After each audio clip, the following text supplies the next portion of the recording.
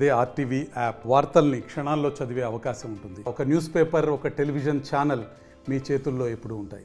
నవ్యాంధ్రలో ఏర్పాటైనటువంటి తొలి architect university తరచుగా వివాదాలకు కేంద్ర బిందువుగా మారుతుందా?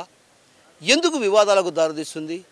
అసలు ఈ యూనివర్సిటీలో ఏం జరుగుతుంది తెలుసుకునే ప్రయత్నం చేద్దాం. ఏంటంటే గవర్నమెంట్ ప్లేస్ కాబట్టి మనం డెవలప్ చేయడానికి స్కోప్ ఉంటుంది అన్న ఆలోచన. బెటర్ ఫెసిలిటీస్ అంటే ఇప్పుడు ఉన్న బిల్డింగ్సే ఓన్లీ ఈ ఒక స్పోర్ట్స్ సంబంధించి మాత్రమే ఎక్స్ట్రా అడిషనల్ బిల్డింగ్స్ రావాలన్నప్పుడు మళ్ళీ ఎక్స్ట్రా బిల్డింగ్స్ వస్తాయి. ఇప్పుడు ఉన్న క్యాంపస్ని ఇట్లా మోడర్నైజ్ చేద్దామన్న ఆలోచన. అక్కడ ఉన్న ఫెసిలిటీస్ ఇక్కడ కన్నా చాలా బాగున్నాయి ఇప్పటికీ రైట్ నౌ. ఇప్పుడు మీరు కూడా చూసారు కదా, ఈ మెయిన్ బిల్డింగ్ ముందే వాటర్ స్టాగ్నేషన్ అంతా ఉన్నాయి. హాస్టల్ చూస్తే చాలా కంజెస్టెడ్ ఉంది. కొన్ని సమస్యలు ఇక్కడ ఉన్నాయి. అక్కడ కూడా 1 or 2 సమస్యలు ఉంటాయి, ఉండవని చెప్తున్నాం. కాకపోతే that is far better than this. అవి గవర్నమెంట్ ఆల్రెడీ కమ్యూనికేట్ చేసాము, లెటర్స్ అన్ని వెళ్ళినాయి. Now the file is in finance department.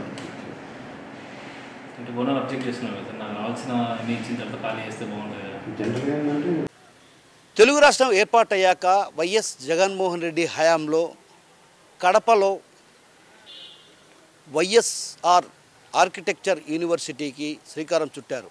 2021లో అడ్మిషన్లు ఇవ్వడం జరిగింది. అయితే అప్పట్లో విద్యార్థులు కూడా అనుమతులు లేని కారణంగా మరికొద్ది రోజుల్లో కోర్సు పూర్తయ్యేటువంటి పరిస్థితున్న నేపథ్యం. అంటే ఒక రకంగా ఈ యూనివర్సిటీలో ప్రధానంగా ఏదైతే ఫైన్ ఆర్ట్స్కి సంబంధించి, అదేవిధంగా ఆర్కిటెక్చర్కి సంబంధించి, అంటే హస్తకళలు, అదేవిధంగా ఆర్ట్ నైపుణ్యానికి సంబంధించినటువంటి కోర్సులను ఇంట్రడ్యూస్ చేస్తూ రాష్ట్రంలో ఏకైక కళాశాల కడపలో ఏర్పాటు చేయడం జరిగింది. అయితే విద్యా సంవత్సరం పూర్తి కావాల్సిన తరుణంలో ఒక్కసారిగా కూడా విద్యార్థులలో ఆందోళన మొదలైంది.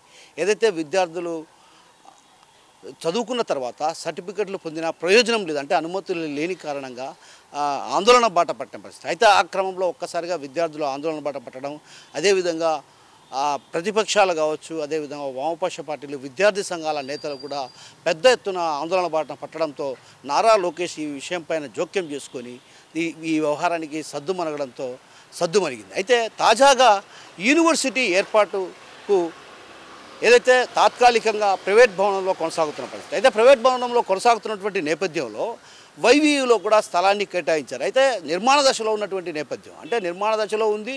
ఆ నిర్మాణ దశలో ఉన్నటువంటి నేపథ్యంలో కూడా ఒక్కసారిగా అక్కడ ఉన్నటువంటి వైస్ ఛాన్సలర్ ఏదైతే జయరాం రెడ్డి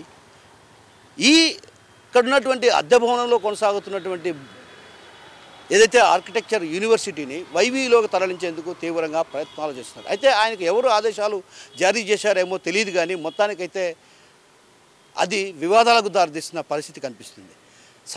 వైవీయూలో ఇప్పటికి కూడా నిర్మాణ దశలో ఉన్నట్టు కనీస సౌకర్యాలు కానీ ఏమీ కానీ లేని దశలో అక్కడ విద్యార్థులను తీసుకెళ్ళి వాళ్ళను మళ్ళీ ప్రమాదాలకు నెట్టే ప్రయత్నం చేస్తున్నటువంటి ఆరోపణలు కూడా బలంగా వినిపిస్తున్నాయి.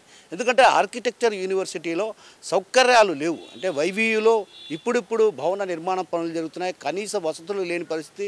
అంటే ఒక రకంగా విద్యార్థులను అక్కడికి తీసుకెళ్ళి అక్కడ పడేసిన తర్వాత వారికి కనీస వసతులు లేకపోతే మళ్ళీ ఆందోళన బాట పట్టే పరిస్థితులు కనిపిస్తున్నాయి. ఇందుకు ప్రధాన కారణం ఆయన తీసుకున్నటువంటి వైస్ ఛాన్సలర్ జయరాం రెడ్డి తీసుకున్నటువంటి నిర్ణయాలే అన్నటువంటి ఆరోపణలు కూడా బలంగా వినిపిస్తున్నాయి. ఉన్న పలంగా యూనివర్సిటీని, అంటే ఉన్న పలంగా ఒక్కసారిగా ఏదైతే ప్రైవేట్ భవనం, అంటే అద్దె భవనంలో కొనసాగుతున్నటువంటి ఆర్కిటెక్చర్ యూనివర్సిటీని ఉన్న పలంగా మరో చోటికి తరలించాల్సినటువంటి అవసరం ఏమొచ్చింది?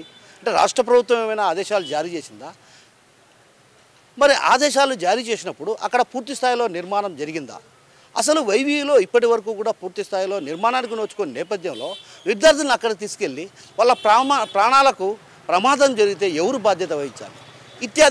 ఇత్యాది ప్రశ్నలు లేవనెత్తుతున్నటువంటి పరిస్థితుల్లో ఏదైతే వైస్ ఛాన్సలర్ తన ఒంటెద్దు పోకడ కారణంగానే ఆ యూనివర్సిటీని వైవీలోకి తరలించాలనే ప్రయత్నం కొనసాగిస్తున్నటువంటి ఆరోపణలు కూడా బలంగా వినిపిస్తున్నాయి.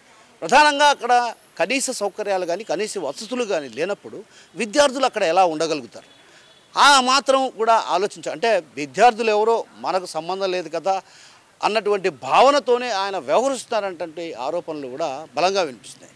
ఇక ప్రైవేట్ భవనంలో కొనసాగుతున్నటువంటి విద్యా సంవత్సరానికి ఏదైతే ఆ ప్రైవేట్ భవనానికి సంబంధించి అద్దె కూడా ఇప్పటికి కూడా చెల్లించలేని పరిస్థితి. మరోవైపు విద్యుత్ బిల్లులు కూడా చెల్లించకుండా ఉన్న పలంగా ఒక్కసారిగా ఎలాంటి నోటీసులు ఇవ్వకుండా, అంటే అద్దె భవనంలో కొనసాగుతున్నప్పుడు సాధారణంగా ఎవరైనా మనం అద్దెకు దిగితే 1-2 నెలల అడ్వాన్స్ తీసుకుంటారు, ఆ తర్వాత నెల ముందే చెప్తారు. కానీ ఇక్కడెక్కడా కూడా ఉన్న పలంగా ఒక్కసారిగా నేను నిర్ణయం తీసుకున్నా, ఇక్కడి నుంచి యూనివర్సిటీని వైవీలోకి తరలిస్తున్నామని చెప్పి ఖాళీ చేసే ప్రయత్నాలు కొనసాగించడంతో ఒక్కసారిగా వివాదాలకు దారితీసిన పరిస్థితి కనిపించింది. అయితే వివాదాలకు దారితీసిన నేపథ్యంలో కూడా ఒక్కసారిగా అక్కడ ఉన్నటువంటి యాజమాన్యం కూడా నిలేసినటువంటి పరిస్థితి.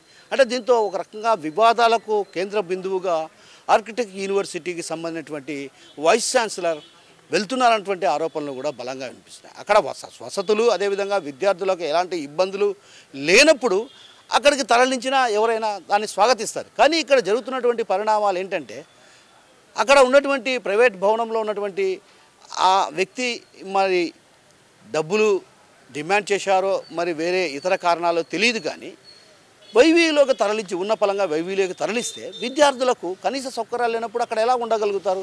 తిరిగి ఆందోళన బాట పట్టే పరిస్థితులు. అంటే తరచుగా వివాదాలకు కేంద్ర బిందువులుగా మార్చేందుకు అధికారులు ప్రయత్నాలు కొనసాగుతున్నటువంటి ఆరోపణలు కూడా బలంగా వినిపిస్తున్నటువంటి పరిస్థితి కనిపిస్తుంది. ఈ నేపథ్యంలో రాష్ట్ర ప్రభుత్వం జోక్యం చేసుకోవాల్సినటువంటి అవసరం ఎంతైనా ఉంది. ఎందుకంటే ఒక భవనంలోనికి అటు పూర్తి స్థాయిలో అన్ని సౌకర్యాలు కల్పించాక విద్యార్థులకు అన్ని సౌకర్యాలు ఉన్నాయని భావించిన తర్వాత అక్కడ యూనివర్సిటీని ఏర్పాటు చేస్తే మంచిది. కానీ అక్కడెక్కడ కనీస సౌకర్యాలు లేవు, కనీసం విద్యార్థులు ఉండడానికి వసతి లేని పరిస్థితి. ఎలా వాళ్ళు ఉండాలి? ఒకవేళ ప్రమాదవశాత్తు ఏదైనా అక్కడ జరుగుతున్నటువంటి పనులు జరుగుతున్న నేపథ్యంలో కాబట్టి ఒక్కసారిగా ప్రమాదం ఏదైనా జరిగితే పరిస్థితి ఎవరు కారణం? ఇదంతా కూడా ప్రభుత్వానికి చెడ్డ పేరు వచ్చే పరిస్థితి ఉంది. కాబట్టి ఖచ్చితంగా అధికారులు కూడా ఈ విషయాన్ని దృష్టిలో ఉంచుకొని పూర్తి స్థాయిలో నిర్మాణం జరిగిన తర్వాత యూనివర్సిటీని అక్కడికి తరలిస్తే మంచిదన్నటువంటి అభిప్రాయం పలువురిలో వ్యక్తమవుతున్న నేపథ్యంలో ఆ దిశగా అడుగులు వేయాల్సినటువంటి అవసరం ఎంతైనా ఉంది. అదేవిధంగా ఈ వ్యవహారంపై ఏదైతే వైస్ ఛాన్సలర్ తీసుకున్నటువంటి ఏకపక్ష నిర్ణయాలను ప్రభుత్వం కూడా దృష్టి సారించాల్సినటువంటి అవసరం ఎంతైనా ఉంది. కెమెరా పర్సన్ రాముతో కిషోర్, RTV, కడప నుంచి. మరిన్ని వీడియోస్ కోసం ఛానల్ ని సబ్స్క్రైబ్ చేయండి, లేటెస్ట్ అప్డేట్స్ కోసం వాట్సాప్ ఛానల్ ని ఫాలో చేయండి అండ్ లింక్ డిస్క్రిప్షన్ లో ఉంది.